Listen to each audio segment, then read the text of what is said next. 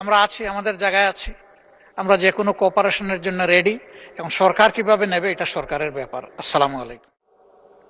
আমার দলের পক্ষ থেকে আমি বলতে পারি, দেশ এবং দেশের মানুষের কোনো বিষয় যদি আমাদের সামনে কেউ উপস্থাপন করেন, যদি আমাদের কাছে দেশ এবং দেশের মানুষের স্বার্থের ব্যাপারে কেউ কোনো প্রস্তাবনা দেন, আলোচনা করতে চান, পরামর্শ দেন, সুপারিশ দেন, বাংলাদেশ জাতীয়তাবাদী দল সকল সময় প্রস্তুত সেই বিষয়ে আলোচনা করার।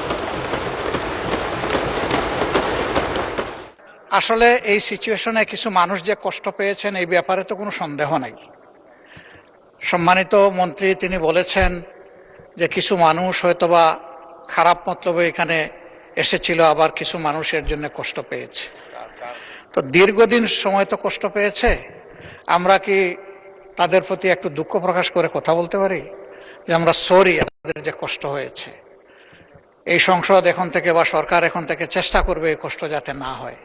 কারণ আমরা যদি সবাইকে একই পাল্লায় হিসাবে নেই, যে মানুষগুলা দিনের পর দিন, ঘন্টার পর ঘন্টা এই অমানসিক কষ্ট করেছে, তারা কিন্তু বাড়তি ব্যথা পাবে। তারা মনে করবে যে সবাইকে একই কাতারে ফেলে দেওয়া হয়েছে।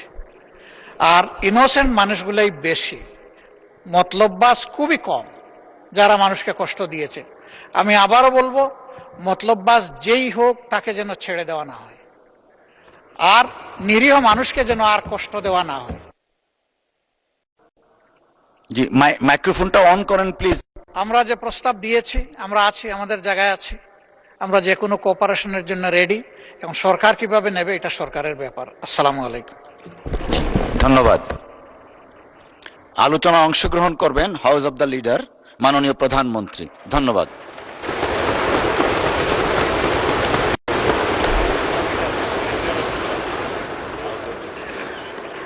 মাননীয় স্পিকার, আপনাকে ধন্যবাদ।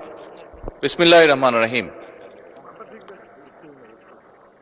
মাননীয় স্পিকার, মাননীয় সকল সদস্যবৃন্দ, আমি প্রথমেই মাননীয় বিরোধী দলীয় নেতা এবং বিরোধী দলীয় সকল মাননীয় সংসদ সদস্যবৃন্দকে ধন্যবাদ জানাচ্ছি।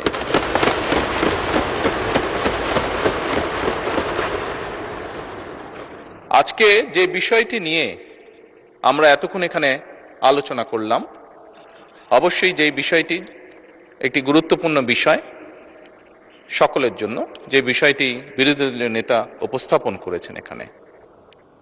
মাননীয় স্পিকার, আজকে এই মুহূর্তে আমরা যেই সংসদে দাঁড়িয়ে আছি, এই সংসদটি বহু শহীদের রক্তের উপরে প্রতিষ্ঠিত। এই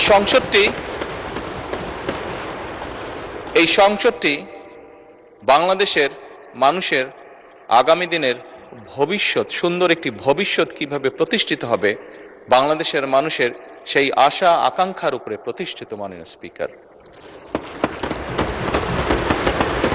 এবং সেজন্যই মাননীয় স্পিকার, আজকে এই সংসদে আমরা যে বিষয়টি নিয়ে মাত্র আলোচনা প্রায় শেষ প্রান্তে এসে দাঁড়িয়েছি, সেই বিষয়টি নিয়ে হয়তোবা আমাদের মধ্যে মতপার্থক্য রয়েছে, তবে নিঃসন্দেহে কেউই আমরা অস্বীকার করছি না বিষয়টি একটি অত্যন্ত গুরুত্বপূর্ণ বিষয়। এবং এই বিষয়টি শুধু, মাননীয় স্পিকার, শুধু বাংলাদেশের জন্য নয়। এই মুহূর্তে আমরা যদি বিশ্ব রাজনীতি, বিশ্ব পরিস্থিতি, বিশ্ব বাস্তবতা বিবেচনা করি, সমগ্র বিশ্বের জন্য এটি একটি অত্যন্ত গুরুত্বপূর্ণ বিষয়। যেভাবেই আমরা বলি না কেন, যেই পরিস্থিতির ভিতর দিয়ে আমরা যাচ্ছি, সমগ্র বিশ্ব, বাংলাদেশ সহ প্রত্যেকটি মানুষ, প্রত্যেকটি দেশ, প্রত্যেকটি জাতির জন্য এটি একটি গুরুত্বপূর্ণ বিষয়।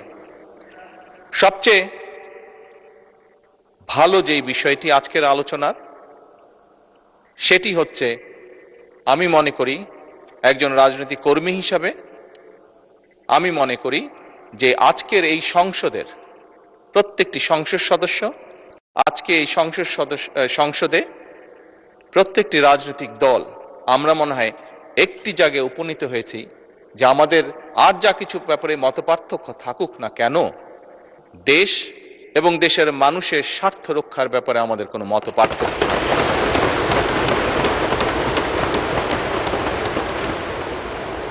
মাননীয় স্পিকার,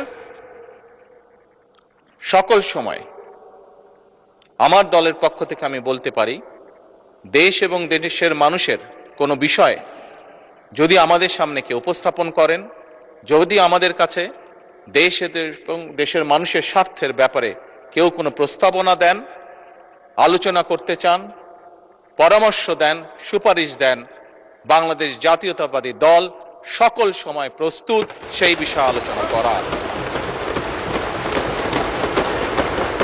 সেটি আমরা যে অবস্থানেই থাকি না কেন, সকল সময় আমরা সেই প্রস্তাব গ্রহণ করতে, সেই প্রস্তাবে আলোচনা করতে আমরা রাজি আছি। বিরোধী দলীয় নেতা একটি প্রস্তাব দিয়েছেন যে আমরা বিরোধী দল, সরকারি দল সকলে মিলে কেন আমরা আলোচনা করতে পারি না। আমি সংসদকে অবহিত করতে চাই সংসদ নেতা হিসাবে যে অবশ্যই আমরা বিরোধী দলকে আমন্ত্রণ জানাবো, আমাদের অবস্থান থেকে আমরা বসবো, আমরা আলোচনা করব, আমরা ওনাদের প্রস্তাব দেখব।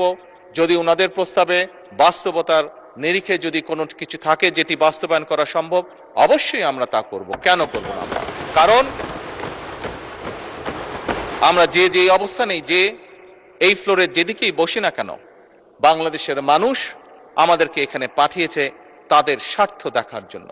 কাজেই বাংলাদেশের মানুষের স্বার্থ, যে আলোচনা করলে বাংলাদেশের মানুষের স্বার্থ রক্ষা হবে, যে কাজ করলে বাংলাদেশের মানুষের স্বার্থ রক্ষা হবে, ইনশাল্লাহ আমরা অবশ্যই সে কাজ করব। পরিশেষে মাননীয় স্পিকার, আমি আবারও বিরোধী দলীয় নেতা এবং বিরোধী দলীয় সকল সদস্যকে আজকের এই আলোচনায় উপস্থাপন করার জন্য আন্তরিকভাবে ধন্যবাদ জানাতে চাই। এই বলেই মাননীয় স্পিকার, আমি আমার বক্তব্য শেষ করছি। ধন্যবাদ।